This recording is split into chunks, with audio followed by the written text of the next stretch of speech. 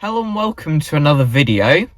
In today's video we are at the Strumpshaw Steam Rally, and as opposed to usual when we're at the Steam Rally when it's really sunny, today is absolutely tipping it down. So hopefully there won't be too many exhibitors that were put off by the rain, and we'll go have a look around and bring you with us.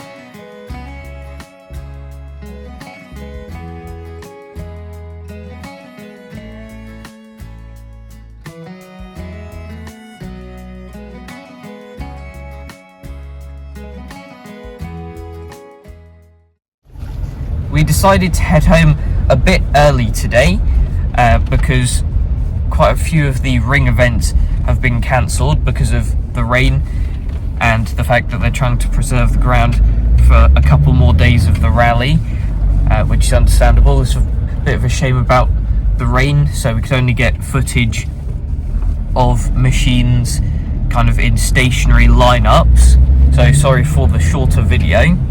It's a big difference today compared to last year at Strumpshaw, where it was baking hot, but let's hope next year it goes back to being warm again. So that's it for this video. Thanks for watching, and I'll see you in the next one. Bye.